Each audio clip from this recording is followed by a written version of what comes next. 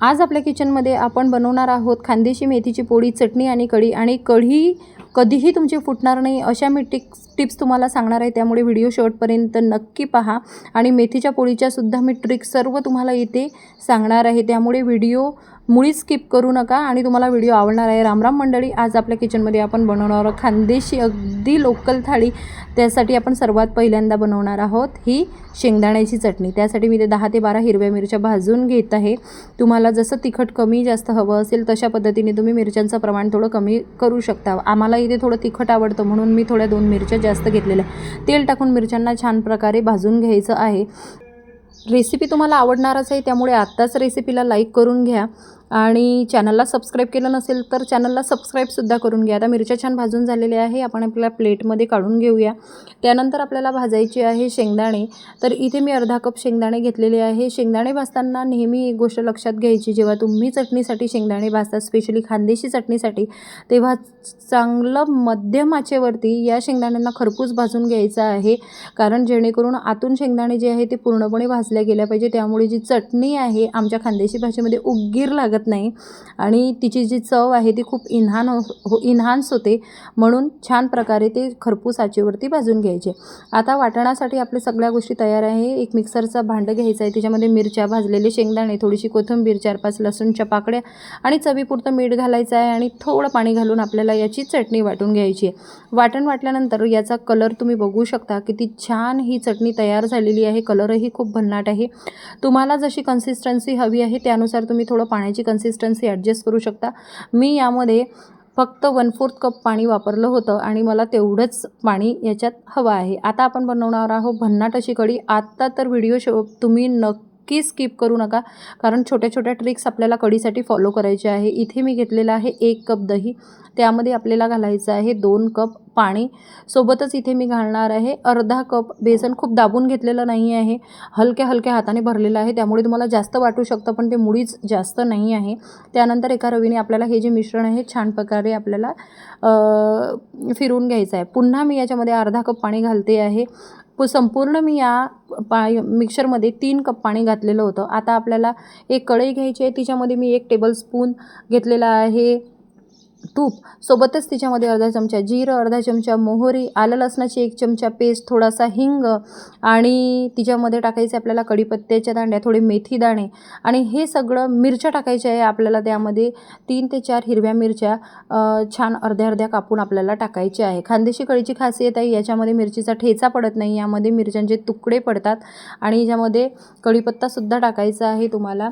आता हे जी मिश्रण आहे याला आपल्याला छान प्रकारे याला मिक्स करून घ्यायचं आहे, जेणेकरून आल्या आणि लसूणची जी पेस्ट आहे त्याची जो कच्चेपणा आहे तो निघून गेला पाहिजे। त्यानंतर आपल्याला आपण जे केलेलं जे बॅटर आहे ते टाकून द्यायचं आहे। तुमची कढी मुळीच फुटणार नाही, कारण ट्रिक मी तुम्हाला सांगणारच आहे। आता कढीला छान प्रकारे मिक्स करून घ्यायचं आहे आणि तिला आपल्याला एक उकळी येऊ द्यायची आहे। तुम्ही बघू शकता कन्सिस्टन्सी अशी ठेवलेली आहे। थोड्या वेळाने कन्सिस्टन्सी थोडीशी घट्ट तुम्हाला वाटत असेल तर तुम्ही त्यामध्ये थोडंसं गरम पाणी घालू शकता। कढीला छान प्रकारे उकळी आलेली आहे आणि तुम्ही बघू शकता किती छान कन्सिस्टन्सी आहे। उकळी आल्यावर सुद्धा कढी एकदम घट्ट झालेली नाही आहे, त्यामुळे आपण जे घेतलेलं बेसन आहे त्याचं प्रमाण परफेक्ट आहे। आता आपल्याला याच्यामध्ये घालायचं आहे मीठ, तर मी इथे 1 टीस्पून आणि थोडंसं वरती मीठ घातलेलं आहे। आता मीठ शेवटी घालायचं आहे उकळी आल्यानंतर, कारण ते घातल्यानंतर तुमची कढी कधीही फुटणार नाही। शिवाय कधीही कढीसाठी आंबट दही तुम्हाला घ्यायचं नाही आहे। आता यानंतर आपण बनवणार आहोत मेथीची पोळी। आता हे खानदेशी खाद्यपदार्थातलं एक लोकप्रिय खाद्यपदार्थ आहे, जो प्रत्येक खानदेशी घरामध्ये बनतो म्हणजे बनतोच आणि सर्वांना खूप आवडीने आवडतो। तर तुम्ही बघू शकता किती मऊसूत या मेथी दाण्यांच्या पोळ्या झालेल्या आहे आणि तुम्ही जर एकदा ही पोळी खाल्ली तर तुम्हाला ही नक्कीच पुन्हा पुन्हा बनवावीशी वाटेल। चला तर मग सुरू करूया मेथीची पोळी।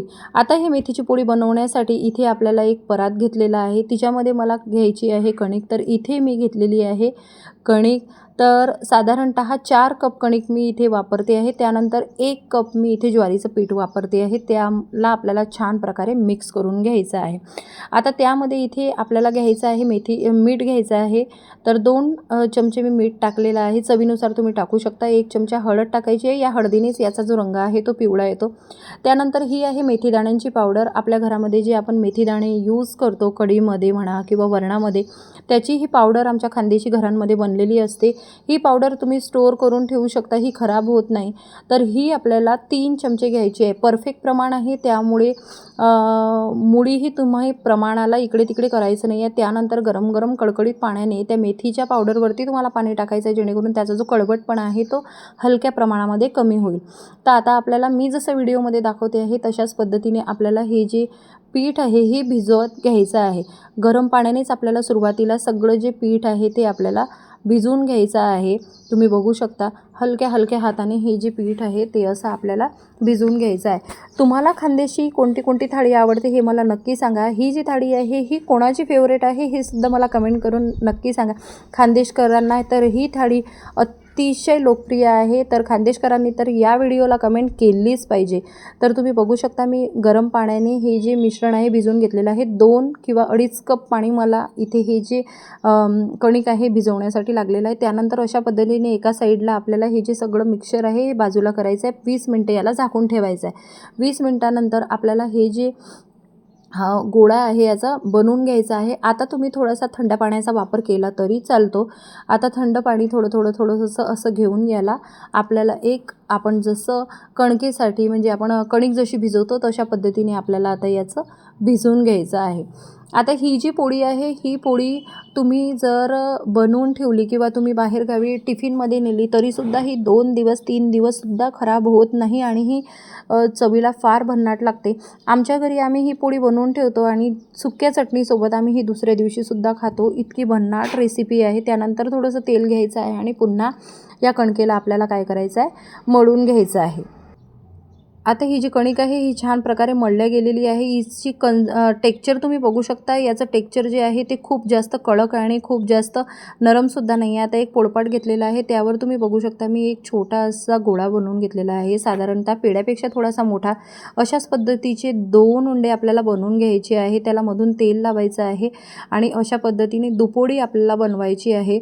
दुपोळी केल्यानंतर ही जी पोळी आहे ही खूप वेळपर्यंत खूप छान प्रकारे नरम राहते। तो अशा पद्धतीने हिला थोडं मोठं करून घ्यायचं आहे, तिच्या आजूबाजूच्या कडा सील करायचं आहे। पोळी आता तुमची गोल होण्यासाठी ही एक छोटीशी ट्रिक आहे। एक कोणती छोटी प्लेट किंवा वाटी तुम्ही घेऊ शकता आणि त्याने अशा पद्धतीने कापून घ्यायचं, म्हणजे ही जी पोळी आहे तुमची गोल राहील, हिचे काठ फुटणार नाही। नवशिक्यांसाठी ही जी ट्रिक आहे ही फार महत्त्वाची आहे। तर अशा पद्धतीने थोडंसं पीठ टाकायचं आहे आणि पोळी आपल्याला लाटून घ्यायची। आता ही मेथीची पोळी लाटताना हिच्यामध्ये आपण ज्वारीचं पीठ टाकलेलं आहे, त्यामुळे पोळीवरती खूप जास्त वजन किंवा प्रेशर देऊन आपल्याला ही पोळी लाटायची नाही आहे। ही पोळी लाटताना हलक्या हलक्या हाताने आपल्याला ती फिरवत जायची आहे, कारण ही फार लवचिक असते ज्वारीच्या पिठामुळे। तर तुम्ही बघू शकता किती छान प्रकारे ही पोळी लाटून झालेली आहे आणि आपण जी ट्रिक वापरली त्या ट्रिकमुळे ही जी पोळी आहे ही पोळी कुठूनही बाहेरून काठाने तुटलेली नाही किंवा याला तळा गेलेला नाही आहे। तर पोळी झालेली आहे। गरम गरम तव्यावरच आपल्याला ही जी पोळी आहे ही शेकायची आहे। नेहमी काळजी घ्यायची आहे की मेथीची पोळी शेकताना तवा तुमचा चांगला कडकडीत गरम असला पाहिजे, जेणेकरून तिला टाकल्याबरोबर आच आली पाहिजे। तुम्ही बघू शकता आता मी पोळीला परतलेला आहे। परतल्यानंतर आपल्याला काय करायचं आहे, याला तेल लावायचं आहे आणि तेल लावून हिला छान प्रकारे एका बाजूने शेकून घ्यायचं आहे। आता दुसऱ्या साईडने सुद्धा तेल टाकायचं आहे। खमंग पराठ्यासारखी ही पोळी असते। लहान मुलांना तर नुसती तेलपोळी दिली तरीही खूप आवडते, त्यामुळे ही जी रेसिपी आहे ती नक्की तुम्ही ट्राय करा। तर आता आपल्या खानदेशी जेवणाचा जो मेनू आहे तो तयार झालेला आहे। चटणी तयार झालेली आहे छान प्रकारे, कढी भन्नाट कढीसुद्धा तयार झालेली आहे आणि आता आपण मेथीची पोळीसुद्धा तयार केलेली आहे। चला तर मग आपण आता ह्या सर्व ज्या गोष्टी आहेत त्या सर्व करून घेऊया। तुम्हाला ही रेसिपी कशी वाटली हे मला कमेंट करून नक्की सांगा आणि व्हिडिओ जर आवडला असेल तर व्हिडिओला लाईक करायला विसरू नका, शेअर करायला विसरू नका आणि आतापर्यंत चॅनलवरती नवीन असाल तर चॅनलला नक्की सबस्क्राईब करून घ्या, कारण मी अशाच प्रकारच्या सर्व रेसिपी तुमच्यासाठी घेऊन येणार आहे।